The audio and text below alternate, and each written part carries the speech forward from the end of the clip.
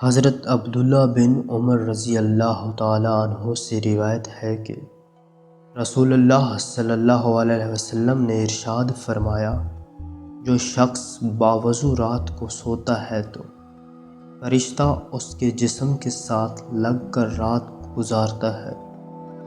جب بھی وہ نیند سے بیدار ہوتا ہے فرشتہ اسے دعا دیتا ہے، یا اللہ اپنے اس بندے کی مغفرت فرما دیجیے، اس لیے کہ یہ باوضو سویا ہے۔ حضرت ابو امیمہ سے روایت ہے، رسول اللہ صلی اللہ علیہ وسلم نے ارشاد فرمایا، میں فجر کی نماز سورج نکلنے تک اللہ تعالیٰ کے ذکر، اس کی بڑائی، اس کی تعریف، اس کی پاکی بیان کرنے اور لا الہ الا اللہ کہتے ہیں مشغول رہوں۔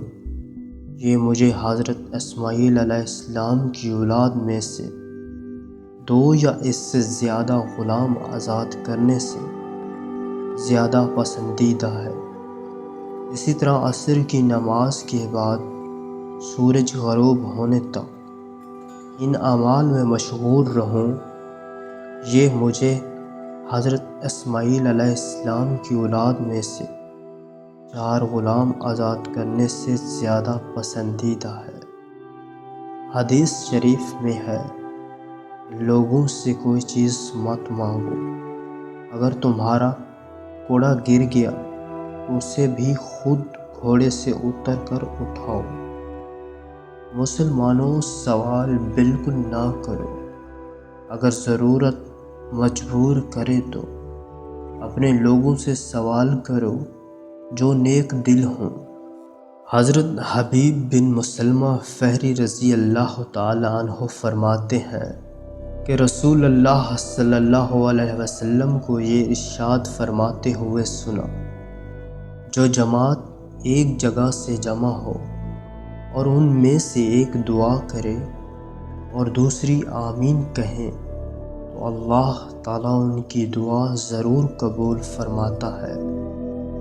حضرت ربیعہ بن عامر رضی اللہ تعالیٰ عنہ سے روایت ہے، میں نے رسول اکرم صلی اللہ علیہ وسلم کو یہ ارشاد فرماتے ہوئے سنا، دعا میں یا ذوالجلال والاکرام کے ذریعے اصرار کرو، یعنی اس لفظ کو دعا میں بار بار کہو۔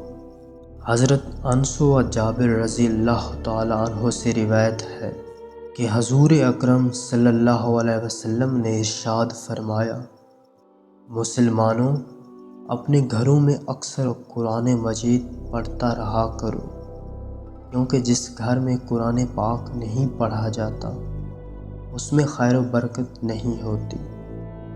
اللہ تعالیٰ نے اسلام کی بنیاد پاکیزگی اور صفائی پر رکھی ہے، اور جنت میں وہی آدمی داخل ہوگا جو پاک اور صاف ہوگا، جو پاک و صاف رہنے والا ہے۔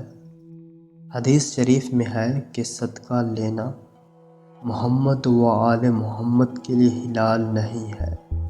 جو آدمی بغیر ضرورت کے سوال کرتا ہے وہ گویا آگ کی چنگاریوں میں ہاتھ ڈالتا ہے۔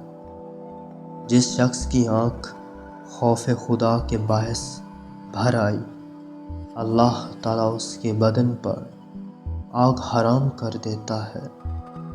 حضرت ابو ہریرہ رضی اللہ تعالیٰ عنہ سے مروی ہے کہ رسول اللہ صلی اللہ علیہ وسلم نے ارشاد فرمایا، قسم ہے اس پروردگار کی جس کے قبضے میں میری جان ہے، کہ اگر تم میں سے کوئی آدمی رسی لے کر جنگل چلا جائے اور لکڑیوں کا گٹھا باندھ لائے تو یہ اس سے بہتر ہے کہ وہ کسی کے پاس جا کر سوال کرے اور وہ دے یا نہ دے۔ کھانا کھاتے وقت اگر لقمے سے بال نکل آئے تو سمجھ جاؤ بہت جلد ہی رزق کی بارش ہونے والی ہے۔ اللہ تعالیٰ اس شخص کی طرف نہیں دیکھے گا جس نے اپنا کپڑا تکبر کے ساتھ کھینچا۔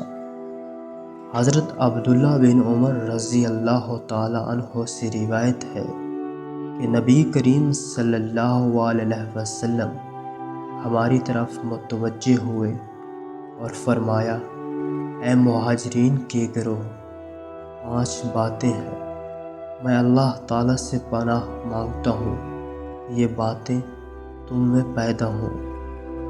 جب کسی قوم میں فسق و فجور یعنی عریانی و فحشی بدکاری عام ہو جائے تو ان میں طاعون کی وبا پھیلتی ہے اور ایسی بیماریاں پھیلتی ہیں جو ان سے پہلے لوگوں میں نہیں پائی جاتی۔ جب کوئی قوم ناپ تول میں کمی کرتی ہے تو اس پر قحط نازل ہوتا ہے اور سخت مصیبت میں مبتلا ہوتی ہے اور ظالم حکمران اس پر مسلط کر دیا جاتا ہے۔ اور جب کوئی قوم زکوٰۃ نہیں دیتی تو اللہ تعالیٰ اس پر بارش کو روک دیتا ہے۔ اگر اس قوم میں 4 پائے نہ ہوں تو پانی کا ایک قطرہ تک نہ رہے۔